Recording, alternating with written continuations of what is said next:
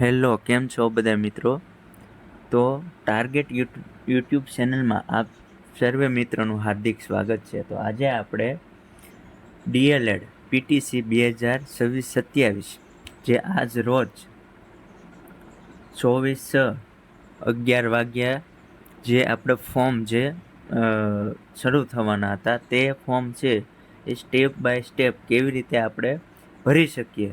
તમે પોતે પણ તમારા મોબાઈલ છે અથવા તો કોમ્પ્યુટર, લેપટોપ એમાં તમે તમારી જાતે પણ ભરી શકશો. તો આપણે સ્ટેપ બાય સ્ટેપ કેવી રીતે ફોર્મ ફિલઅપ કરીશું એમની માહિતી આપીશું. તો સૌપ્રથમ આપણે શું કરવાનું છે કે આપણું જે ક્રોમ બ્રાઉઝર છે તેમને આપણે ઓપન કરી દેવાનું છે. તે ઓપન થયા બાદ આપણે શું કરવાનું છે કે એમાં આપણે ટાઈપ કરવાનું છે કે ptc.dpe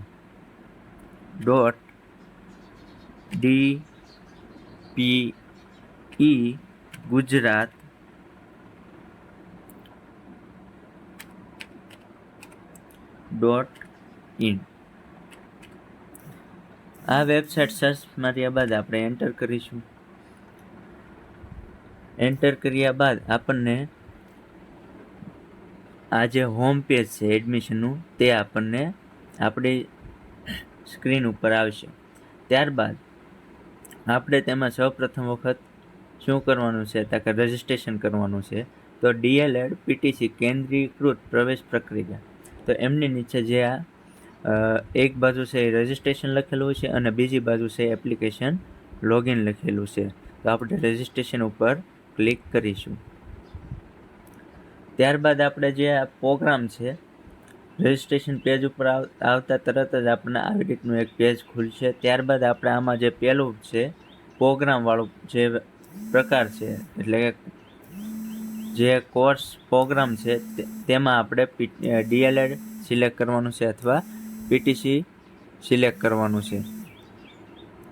ત્યારબાદ જે અપર આઈડી છે, અપર આઈડી એટલે કે એબીસી આઈડી, તો અહીંયા આપણે શું કરવાનું છે કે એબીસી આઈડી નાખવાની છે.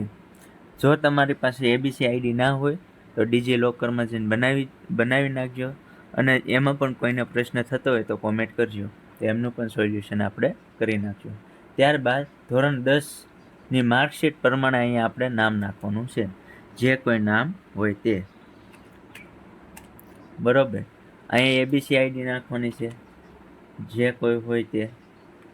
ત્યારબાદ અહીંયા તમારી કેટેગરી એટલે કે તમે કઈ કેટેગરીમાંથી બિલોંગ કરો છો તે, general category, SC, ST, SC, EWS, આમાં જે પણ કેટેગરી હોય તે તમારે શું કરવાનું છે કે એન્ટર કરવાની છે. ત્યારબાદ શું કરશું કે આપણે જાતિ એટલે કે જેન્ડર સિલેક્ટ કરવાનું છે. જેન્ડરમાં મેલ ફિમેલ જે સિલેક્ટ કરવાનું છે. બરાબર, ત્યારબાદ આવશે ટાઈપ ઓફ ડિસેબિલિટી એટલે કે દિવ્યાંગતાના પ્રકાર, એ જો લાગુ પડતું હોય તો નાખવાનું, બાકી નન. ત્યારબાદ જન્મ તારીખ નાખવાની છે. ત્યારબાદ નીચે લખેલું છે કે શું તમે ગુજરાત રાજ્યની ખાનગી પ્રાથમિક શાળામાં ફરજ બજાવતા બિન તાલીમી શિક્ષક છો અને માન્ય પીટીસી કોલેજમાં પીટીસી તાલીમ મેળવવા માટે અરજી કરી રહ્યા છો? તો અહીંયા તમારે હા કે ના, એસ કે નો પસંદ કરવાનું છે. જો તમે કોઈ પ્રાઇવેટ શાળામાં જોબ કરતા હો તો તમારે અહીંયા હા નાખવાનું છે. હા એન્ટર કરશો એટલે અહીંયા નીચે આવશે નોંધ કરીને. જો તમે હા પસંદ કરો છો તો નીચે દર્શાવેલ બંને દસ્તાવેજો અપલોડ કરવા જરૂરિયાત રહેશે. એટલે કે જે તમે આ જે ખાનગી પ્રાઇવેટ શાળામાં જોબ કરો છો અને તમે હા ઓપ્શન સિલેક્ટ કરો છો તો બિન તાલીમી શિક્ષક તરીકેની નિમણૂક હુકમની નકલ કરવાની રહેશે.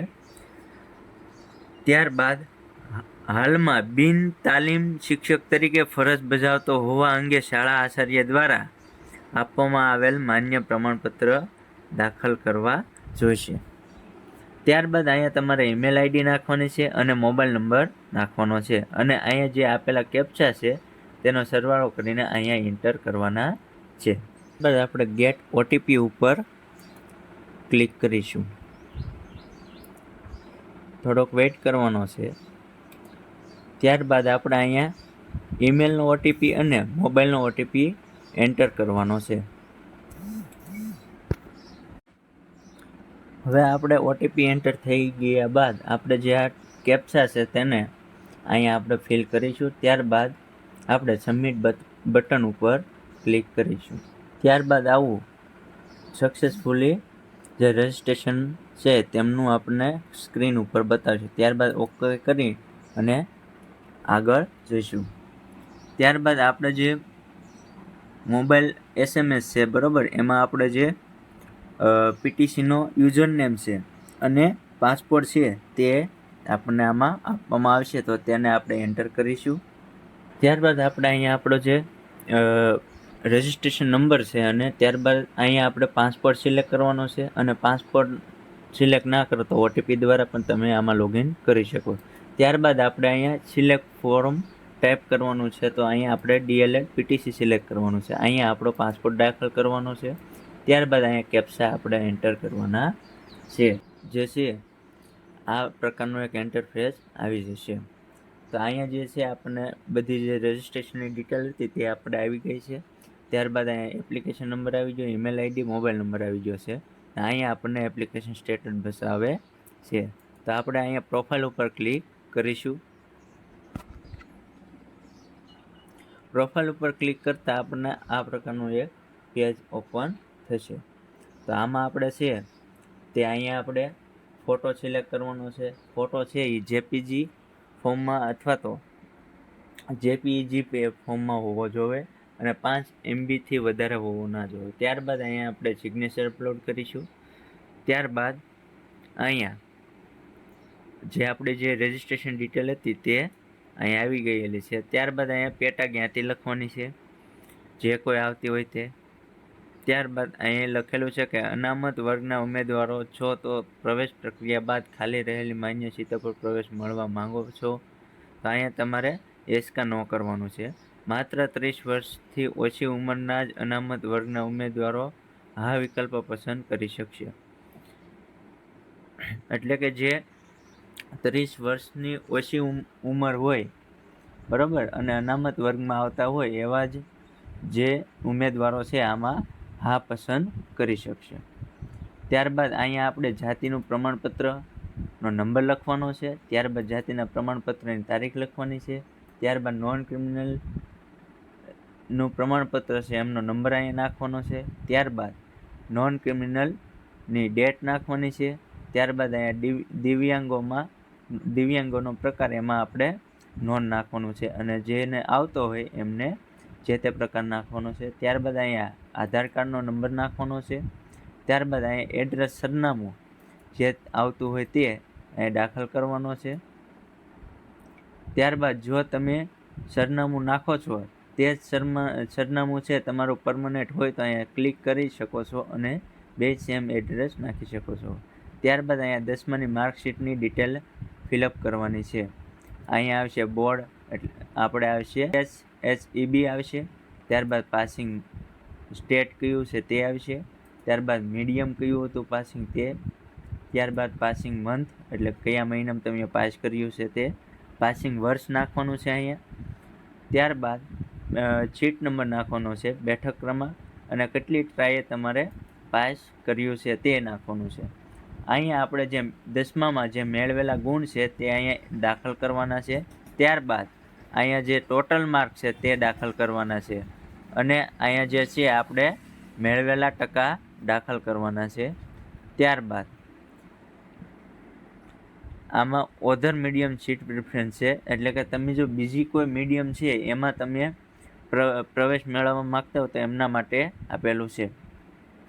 તો અહીંયા આપણને લખીને આપેલું છે કે શું આપ પ્રવેશ પ્રક્રિયાના અંતે ઉપલબ્ધ ગુજરાતી માધ્યમ સિવાય અન્ય માધ્યમની ખાલી બેઠકો DLED કરવા ઈચ્છો છો?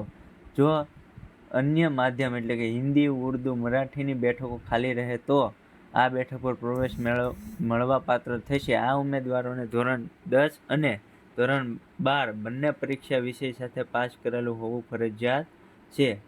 પ્રવેશ ધોરણ 12માની ટકાવારી મેરિટ આધારે અટકશે ક્રમથી જ આપવામાં આવશે. તો અહીંયા જો તમારે બીજી કોઈ માધ્યમમાં એડમિશન લેવું હોય તો એચ ટીક કરવાનું રહેશે. ત્યારબાદ ડાંગી કેટેગરીમાં પ્રવેશ મેળવવા માટે શું તમે ડાંગ ખાતે ઉપલબ્ધ 50% બેઠકો પર અગ્રતા ધોરણે પ્રવેશ મેળવવા ઈચ્છો છો? તો અહીંયા તમારે એસ કા નો દાખલ કરવાનું છે.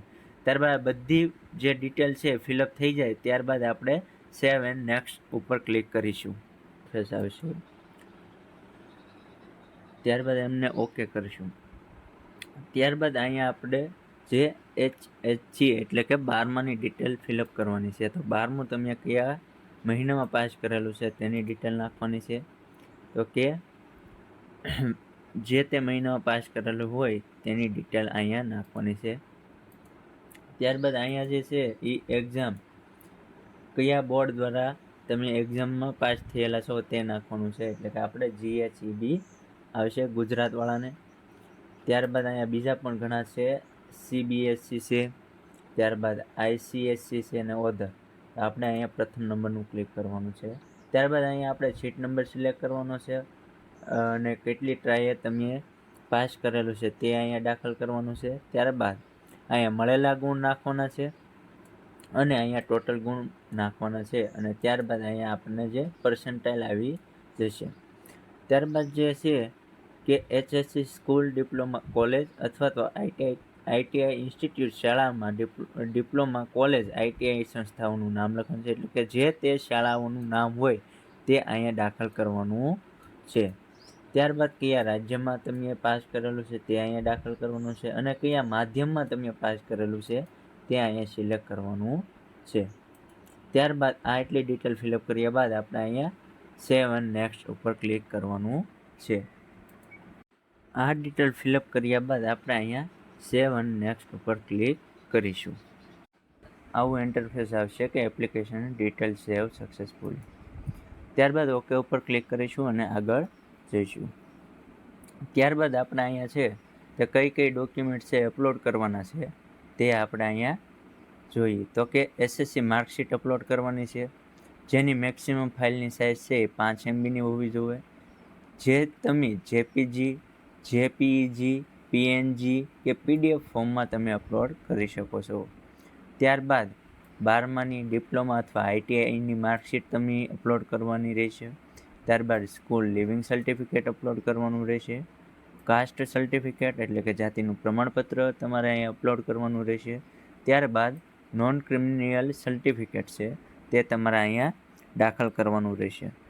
અને ત્યારબાદ SSC એટલે કે 12માનું જે ટ્રાયલ સર્ટિફિકેટ છે જે તમને આપેલું હોય તે અહીંયા અપલોડ કરવાનું રહેશે. ત્યારબાદ આ જે 6 વસ્તુ અપલોડ થયા બાદ અહીંયા આપણે સેવ અને નેક્સ્ટ ઉપર ક્લિક કરવાનું રહેશે. આ ડિટેલ આપણે જે ડોક્યુમેન્ટ છે તે ફિલઅપ કર્યા બાદ આપણે સેવ એન્ડ નેક્સ્ટ ઉપર ક્લિક કરીશું. ત્યારબાદ આ જે એપ્લિકેશન જે અટેચ ડોક્યુમેન્ટ સેવ થઈ ગયા ત્યારબાદ આપણે ઓકે ઉપર ક્લિક કરીશું અને ઓકે ઉપર ક્લિક કરીશું એટલે આપણું આખું ફોર્મ છે તે અહીંયા આવી જશે. અને ત્યારબાદ અહીંયા જે અરજદાર દ્વારા ઘોષણાપત્ર છે તો હું આથી જાહેર કરું છું કે આ ફોર્મ આપેલી તમામ માહિતીની જાણકારી મુજબ સાચી રેકોર્ડ આધારિત. જો કોઈ માહિતી ખોટી માલુમ પડશે તો મારો પ્રવેશ રદ થવા પાત્ર તેની મને જાણ છે અને સંપૂર્ણ જવાબદારી મારી પોતાની રહેશે એવું બાહેધરી પત્ર આપવાનું છે. અને ત્યારબાદ અહીંયા ક્લિક કરી અને ફાઇનલ સબમિશન આપવાનું છે. અથવા કોઈ પણ જાતની ક્ષતિ રહી ગઈ હોય તો અહીંયા ગો ટુ ડેશબોર્ડ ઉપર જઈને તમે તેમાં સુધારા વધારા કરી શકો છો. અહીંયા અપલોડ કરેલા જે ડોક્યુમેન્ટ છે તેને પણ તમે ફરી વખત અહીંયાથી જોઈ શકો છો. તો એક વખત રિફર કરી લેવાના છે કે તમે જે ડોક્યુમેન્ટ છે તે પ્રમાણે જ અપલોડ કર્યું છે કે નહીં. SSCનું પ્રમાણપત્ર છે તો SSC પ્રમાણપત્ર જ તમે અપલોડ કર્યું છે કે નહીં તેની એક વખત કાળજીપૂર્વક નોંધ લઈ લેવી. અને ત્યારબાદ આપણે શું કરવાનું છે તો કે સબમિટ બટન ઉપર ક્લિક કરવાનું રહેશે. ત્યારબાદ અહીંયાથી આપણે ફાઇનલ સબમિશન આપવાનું રહેશે. પછીનું આગળ છે તેમાં આપણે પ્રિફરન્સ વાઇઝ મેરિટ લિસ્ટ બહાર પાડશે, પછી ઓફર લેટર બહાર પાડશે અને એડમિશન કન્ફર્મેશન છે, આ બધી વસ્તુ છે અહીંયા આપણે આવશે. ને 6% ફોર્મ છે આપણું ફિલઅપ થઈ ગયું છે. ત્યારબાદ આપણે અહીંથી PDF આપણી ડાઉનલોડ કરી લેવાની છે. તો આ હતું આપણું એપ્લિકેશન કેવી રીતે ફિલઅપ કરવું તેની માહિતી હતી. તો તમને કોઈ બીજો કોઈ મૂંઝવણ હોય તો કોમેન્ટ કરજો, અને તમારા કોઈ પણ મિત્ર હોય જે DLEDમાં ઓનલાઈન અરજી કરવા માગતા હોય તો એવા લોકોને તમે લોકો શેર કરજો. અને બસ એટલું જ. વિડીયો ગમે તો લાઈક કરજો, શેર કરજો. જય હિન્દ, જય ભારત.